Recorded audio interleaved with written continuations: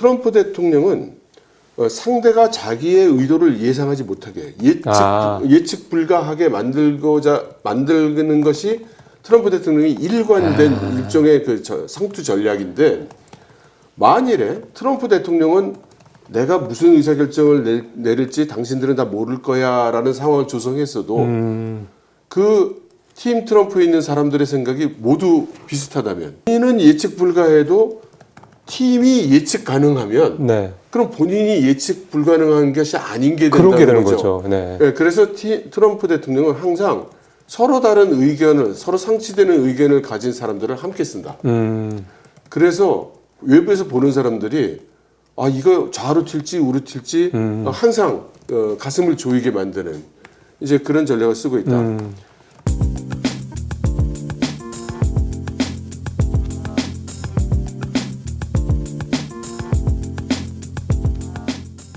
네, 투자형 시청자 여러분 안녕하십니까?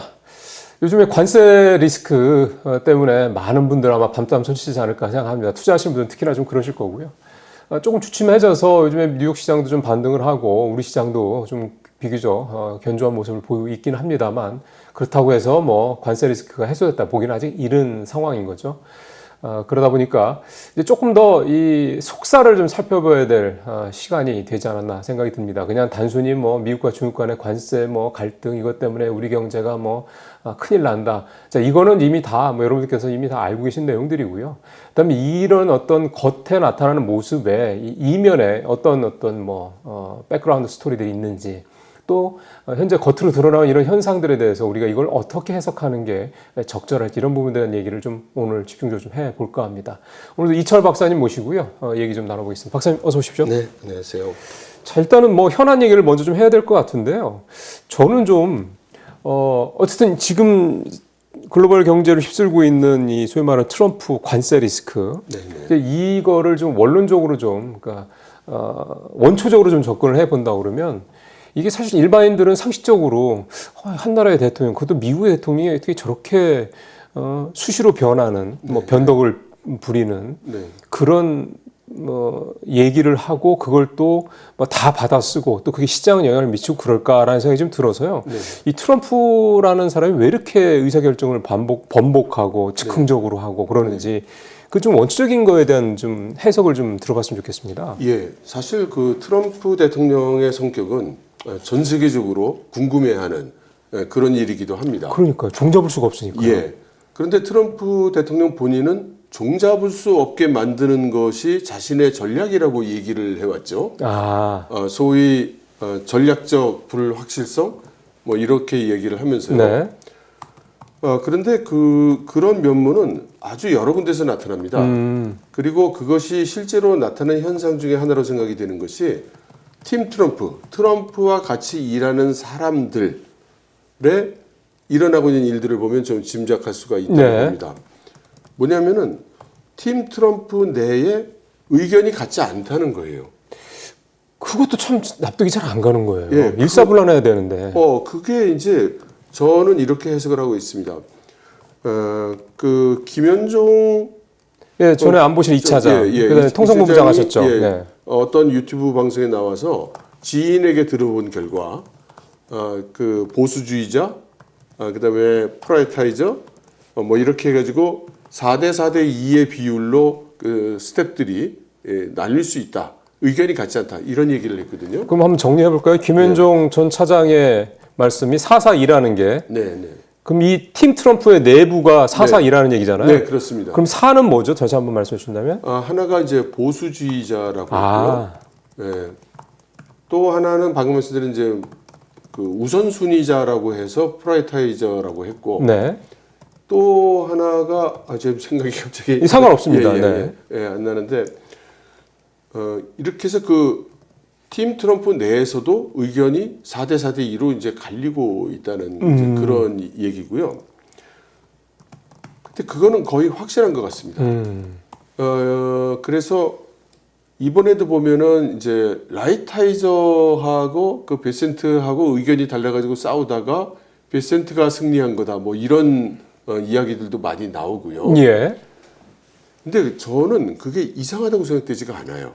그게 궁금한 거예요. 왜 이상하다고 생각하시지 않으시죠? 예, 왜냐하면은 트럼프 대통령은 상대가 자기의 의도를 예상하지 못하게 예측 불가하게 만드는 것이 트럼프 대통령이 일관된 일종의 그 상투 전략인데, 만일에 트럼프 대통령은 내가 무슨 의사결정을 내릴지 당신들은 다 모를 거야라는 상황을 조성했어도 그 팀 트럼프에 있는 사람들의 생각이 모두 비슷하다면, 그러면 자기의 어떤 일반적인 성향과 그게 또 매칭이 안 되는 거네요. 따져보면. 그러니까 본인은 예측 불가해도 팀이 예측 가능하면 네. 그럼 본인이 예측 불가능한 것이 아닌 게 된다는 그렇게 되는 거죠. 거죠. 네. 네, 그래서 트럼프 대통령은 항상 서로 다른 의견을, 서로 상치되는 의견을 가진 사람들을 함께 쓴다. 그래서 외부에서 보는 사람들이 이거 좌로 튈지 우로 튈지 항상 가슴을 조이게 만드는 이제 그런 전략을 쓰고 있다. 그래서 그 트럼프 행정부 1기 때도 보면은 많은 강요들이 중간에 사표를 던졌습니다. 맞아요. 그래서 그게 무슨 레임덕이 왔냐는 둥, 뭐 배신했다는 둥 그런 식의 얘기들도 나왔었죠. 그리고 우리가 이제 익히 알고 있는 존 볼턴 같은 사람도 네. 처음에는 아주 트럼프 대통령과 의견이 일치하는 것처럼 보였지만 나중에는 서로 비난하는 그런 사이가 되지 그렇죠. 않았습니까? 나중에 그렇게 됐죠.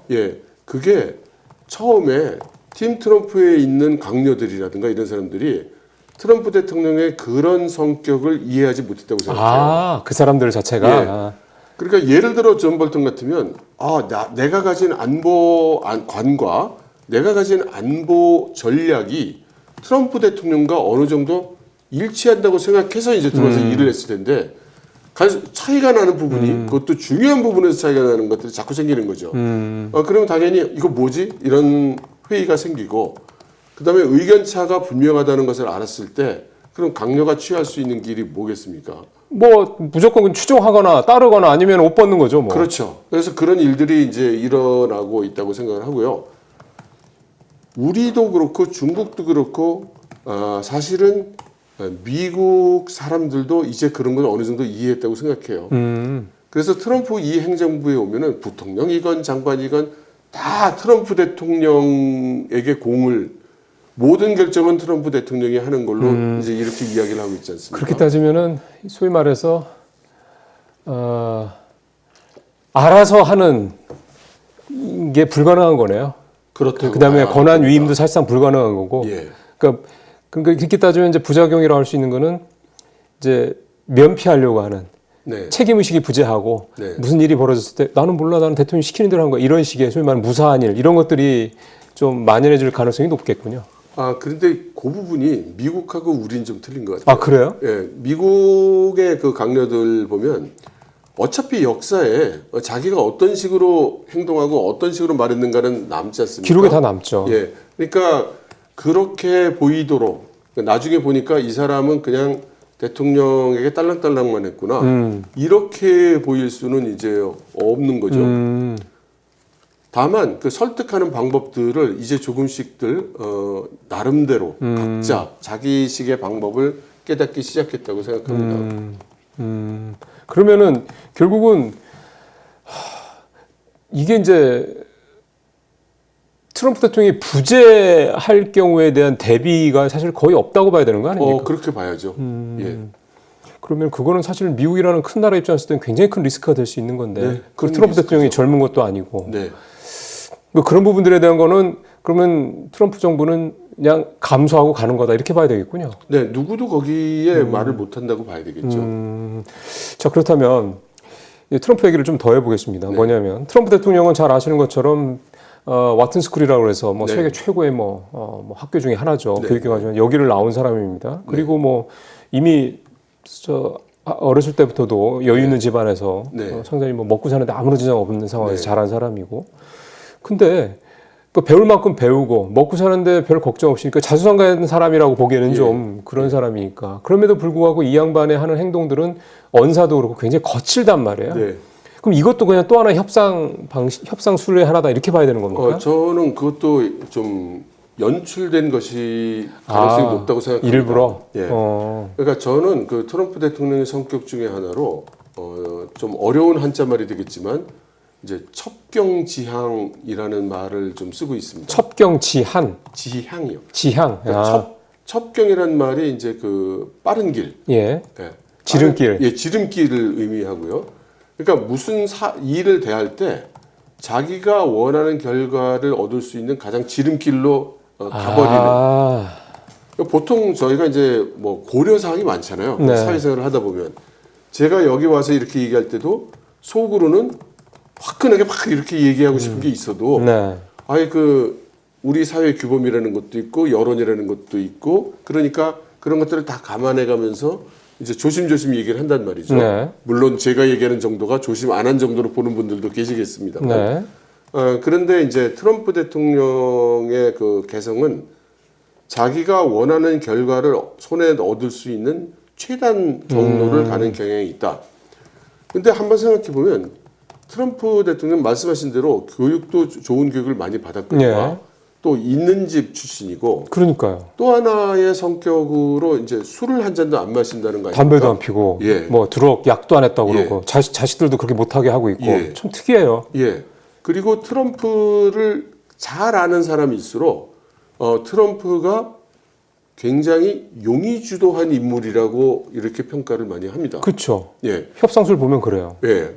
그러니까 트럼프가 겉으로 보기에는 아주 뭐 거칠은 제스처를 하고 거친 말을 하는 것이 실제로 사고를 거칠게 하는 게 아니라 자기가 원하는 것을 얻는 방식이 거칠다.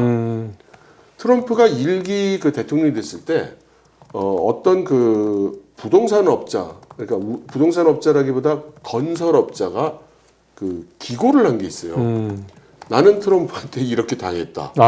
네, 그래서 트럼프가 그 진행하는 수많은 건설 프로젝트 중에 하나에 자기 보고 건설 공사를 하라고 그래서 했는데 결과적으로 돈을 안 주고 나중에 이럴 수가 있는가 계속 매달렸더니 불렀는데 거기 무시무시한 사람도 같이 이렇게 서 있고 그 조폭들이라는 건데. 바로 그 조폭 풍경입니다. 그러면서 그 원래 계약했던 돈 반 받고 떨어질래?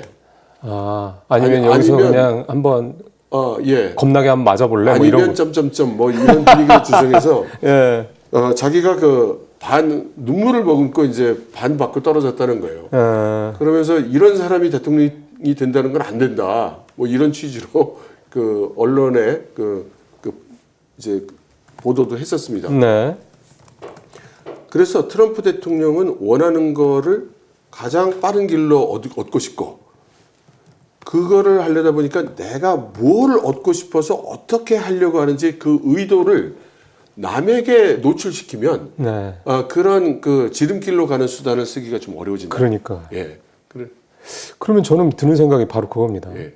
자, 이게 사실 우방국들한테 예. 착한 뭐 대한민국, 일본, 뭐 유럽은 조금 뻣뻣하긴 한데 그렇고 뭐 대부분의 나라들 사실 미국한테 굽실굽실하니까 그렇죠. 네, 네. 먹힐 수 있어요. 네. 사실 무서워하기도 하고. 네. 근데 이게 중국한테 먹힐 거냐 이 부분이죠. 예. 중국한테도 과연 이런 말씀하신 첩경지향이 네. 먹힐 수 있을까? 그게 상극을 만난 것 같습니다. 임자 만났단 말씀이군요. 예, 임자를 만났습니다.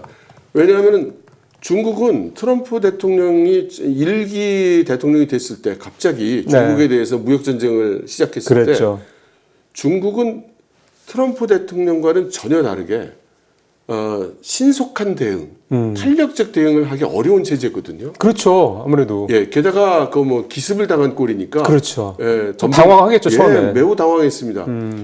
그러나 중국은 반대로 장기간에 걸친 전략 추진과 누적에 인한 힘을 활용하는데 능하단 말이죠.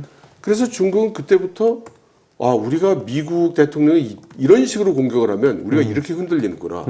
그러면 우리 체제에 문제가 있다. 이거를 바꿔야 한다. 해서 지금 계속 바꿔왔거든요. 그래서 지금은 상당히 견딜 수 있는 체계가 되어 있고 또 트럼프 대통령이 당선될 가능성에 대비해서 많은 준비를 했거든요. 그러니까 중국 내에서 얘기를 들어보면 그러니까 대통령 당선인이 발표되기 약 2달 전쯤에서 두세 달 전쯤에서 주요 민간 기업한테도 그 의견 청취 요청이 들어왔을 때요. 그렇게까지요? 예, 그러니까 트럼프 대통령이 당선이 대통령이 되면 어떤 일이 일어날 것 같으면 당신네 회사에는 어떤 영향이 있을 것 같으면 어떻게 대응을 해야 좋을 것 같은가 이거를 두세 달 전에 그 조사를 했다고 하고 그것은 실제 그 싱크탱크나 정부 기관들은 훨씬 이전부터 준비를 해왔다는 뜻이죠. 그 보통 우리는 거기까지 하고 끝나는데 예. 근데 지금 중국은 중국 같은 나라인데 네. 우리가 알고 있는 뭐 사실 공산당 국가고 사회주의 국가인데 그런 나라에서조차 민간 기업들한테 소위 말해서 의견을 청취했다는 얘기 아닙니까? 야, 좀 힘이 대단하네요. 그것이 아마 자기들이 준비할 거나 준비한 상태에서 마지막 단계에서 확인하고 점검하는 그런 수순이었을 가능성이 크죠. 그러니까 정부 차원의 준비 외에 민간 차원의 어떤 그런 의견 수렴까지 다 해서 좀 더 꼼꼼하고 치밀하고 정밀한 세밀한 그런 대응 전략을 짜놓은 거다. 그렇습니다. 야, 그러니까 지금 이게 미국이 이렇게 트럼프 대통령이 길길이 뛰고 해도 눈 하나 깜짝 안 하고 이렇게 차분하게 대응하는 거군요. 근데 이렇게 된다 그러면 박사님께서 보시기에는 일단 트럼프 성향 이런 첩경지향 같은 거는 중국한테는 먹힐 가능성이 좀 현재로 상당히 좀 낮게 봐야 된다. 네. 그러면은 뭐 많은 분들이 생각하는 게 이 관세 협상 그럼 도대체 이게 이렇게 되면은 판이 소위 말하는 이제 주도권, 이니셔티브가 미국이 아니라 중국으로 넘어간 게 아니라 이렇게 봐도 되는가 싶은 생각이 들어서요.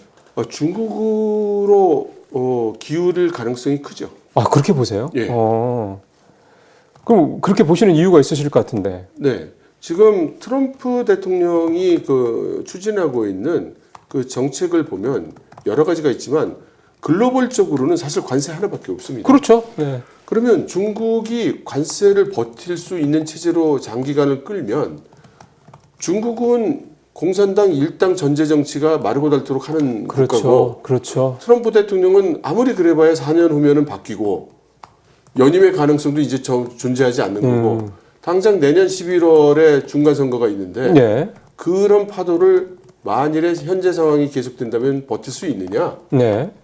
그러니까 중국 입장에서는 시간은 우리 편이라고 생각할 수 있죠. 그러니까 이게 결국 민주주의 국가와 사회주의 국가의 차이점이다. 그러니까 권력 구조가 쉽게 바뀌지 않는다 또는 권력 구조가 언제든지 선거 때 바뀔 수 있다 이런 차이가 되는 건데 이걸 트럼프가 모를 리는 없을 텐데 그러면은 트럼프는 단기간에 빨리 승부를 내겠다는 생각을 하는 걸 테고 그래서 지금 막 몰아붙이는 걸 거고 근데 말씀하신 대로 중국은 그걸 알기 때문에 소위 말하는 만만디 전략으로 갈 테고 그러면은 이 관세 리스크가 이건 이제 투자자분들 입장에서 굉장히 궁금해하실 것 같은데 이번 관세 리스크가 이게 시장에서 미치는 영향력이라는 게 어떻게 될까요? 결국은 이게 둔화가 뭐 없어지진 않더라도 그냥 둔화돼서 별로 시장에서 영향력이 없어질까요? 아니면 언제든지 돌발적으로 악재로서 역할을 할 수 있는 그런 상황이라고 봐야 될까요? 이미 돌발은 아닐 것 같고요. 그런데 지금 주요 그 국제 기구도 그렇고 모두 이 트럼프발 관세로 인해서 글로벌 경기 침체 쪽으로 간다는 것은 모두 일치하는 것 같습니다. 예. 그러면은 여기서 이제 그걸 하나 좀 여쭤봐야 될 것 같습니다. 이제 일부의 좀 마지막 질문이 될 텐데 그렇게 되면 이렇게만 들으면 너무 친중국적인 친중국 그다음에 중국의 측에 가까운 그런 해석이 아닌 이런 생각이 들 수도 있어요. 근데 저는 이제 여기서 좀 중요한 게 이제 미국이 갖고 있는 한계가 지금 말씀하셨던 이제 이 민주주의 국가로서의 그런 어떤 정치적인 부분에 있어의 한계, 그 다음에 트럼프 대통령의 성향이라는 거를 이제 중국 정부가 잘 파악하고 있다는 등등등. 이게 이제 미국의 어떤 약점을 좀 중국에 잡힌 거라고 볼 수가 있는데 거꾸로 미국은 그러면 중국의 약점을 안 갖고 있는 것이냐? 그러니까 소위 말하는 중국의 아킬레스건은 과연 없는 것이냐? 이 부분이 좀 궁금하다는 생각이 들거든요. 어떤 게 있을까요? 있다면? 중국의 아킬레스건이 여러 분야가 있겠지만 적어도 지금 단기간 내에 공급망에 있어서는 없을 겁니다. 다 견딜 수 있게 준비를 해놨다고 봐야 될 것 같고요. 그리고 이제 트럼프 행정부 임기 4년 내로 줄여서 생각한다면 더더군다나 이제 그럴 것 같습니다. 오히려 중국 쪽에서 문제가 일어난다면 그것은 내부 요인, 내부 요인일 가능성이 제일 크고 지금 사람들은 이제 경제가 어려워지니까 중국 내에서 뭔가 변화가 있어야 되지 않느냐, 또는 변화가 일어나지 않겠는가, 이제 이렇게 말씀하시는 분들이 있는데요. 그럴 가능성이 존재는 하지만 우리가 생각하는 방식으로 표출되지는 않을 겁니다. 이를테면은 뭐 정권이 바뀐다든가 뭐 이런 식의 권력 구조가 바뀐다 이런 식까지는 아닐 거다. 예, 그러니까 이런 거죠. 저는 이렇게 비유를 하거든요. 중국이라는 나라는 우리나라 재벌 기업하고 비슷한 거고요. 네. 중국 공산당은 이 오너 오너. 일가하고 비슷한 거예요. 그러면 지금 우리나라에도 소유권 내지는 경영권 분쟁이 많이 있잖아요. 네. 그럼 회사를 망가뜨려가면서 하려고는 안 하잖아요. 예, 그러니까 그 회사 자체가 이익이고 파이기 때문에 그걸 가지고 싸우는 거죠. 그러니까 중국에서는 정권 교체 가능성은 거의 없다. 네. 다만 어느 파벌이 이기느냐 그렇죠. 이런 차이만 있고. 이때 뭐 상하이방이든 뭐 공청단이 등등등 이렇게 바뀐다는 얘기죠. 예. 그런데 가장 중국 공산당이 걱정을 한다면 네. 중국 공산당이 가장 두려워하는 것은 인민입니다. 아, 이 인민이라는 게 중국의 이 일반 시민들이 시위나 이런 반체제 운동을 안 한다고 알려져 있기도 하고 네. 또 하더라도 굉장히 소수라고 알려져 있습니다. 그런데 보통 1년에 한 2,000회 정도의 시위가 전국적으로 일어납니다. 뭐 땅덩이가 넓은 나라긴 한데 그래도 2,000회라고는 만만치 않네요. 만만치 않습니다. 그런데 그 시위의 목적은 대부분 경제적인 겁니다. 뭐 예를 들면 내가 아파트를 사는데 아파트가 준공이 안 되고 회사가 도망갔어요. 이제 해결해 주세요. 뭐 이런 류의 대부분 돈 문제다 이런 시위예요. 거죠. 네, 제가 얼마 전에 만나 뵙게 된 그 중국 전문가 한 분이 최근에 중국 내에서 들은 이야기로는 작년 같은 경우에 그 시위가 3,000회를 돌파했다고 합니다. 그러니까 많이 늘어난 거죠. 그러게요. 예, 그만큼 어려운 거예요.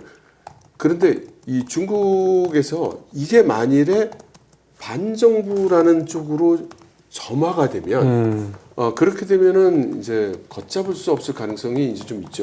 이게 그러니까 이를테면 중국 지도부가 제일 싫어하는 게 천안문 언급하는 거잖아요. 예. 홍콩도 그렇게 해서 천안문 사태처럼 확 번지기 전에 정말 엄청나게 때려잡아서 좀 멈춰놓은 상태고. 그러니까 생각을 해보세요. 이제 파룬궁이라고 그러죠. 네. 이 파룬궁도 정치 세력화 된다는 기조가 보이니까 지나칠 정도로 탄압을 하는 거고요. 그렇죠. 그 말씀하신 그 천안문 사태도 예. 이것이 정치 세력화되고 인민들의 힘을 모을 가능성이 보이니까 아주 강경 대응을 하는 거죠. 그리고 어떤 의미로는 대만에 대한 것도 그렇습니다. 그 대만 침공을 하겠다 뭐 등등 이런 얘기를 말하는 거죠. 대만의 경우에도 이것은 언제 화근이 될지 알 수 없는 거고요. 그래서 지금 일어나고 있는 여러 그 경제적 어려움이 중국 인민들의 삶을 더 피폐하게 만든다면 한계치를 지나서 이것이 정치 쟁점화 된다면 그것은 큰 국가적 위험이 되겠죠. 그러니까 결국은 작년 가을부터 본격적으로 좀 경기부양책을 내놓는 이유도 결국은 말씀하신 그 중국의 내수 침체가 좀 계속 장기화되고 있으니까 특히 부동산 시장을 중심으로 장기화되고 있는데 거기에다 주식시장까지 안 좋으니 중국 인민들이 소위 말하는 부의 효과를 누릴 수 있는 게 없어졌고 그러니 부동산은 쉽지 않지만 주식은 사실은 그 전에도 이미 2005년, 2015년 그 당시에도 정부가 그러니까 중국 당국이 조치를 취했을 때 되게 빠른 시간 내에 이렇게 주가가 급등하는 그런 양상을 보인 바가 있기 때문에 그건 뭐 비단 중국만 그런 건 아니긴 합니다만 일단 주식시장을 좀 살려서 중국 인민들이 부의 효과를 좀이라도 좀 누릴 수 있게 하자 뭐 이런 차원으로 좀 볼 수가 있는 거네요. 예. 근데 그게 직접적인 경제적 이익을 돌려준다기보다는 비관론이 퍼지는 거를 막는 그런 목적이 더 클 것 같습니다. 그러면 중국의 경기부양책도 역시 그런 정도로 봐야 된다. 예.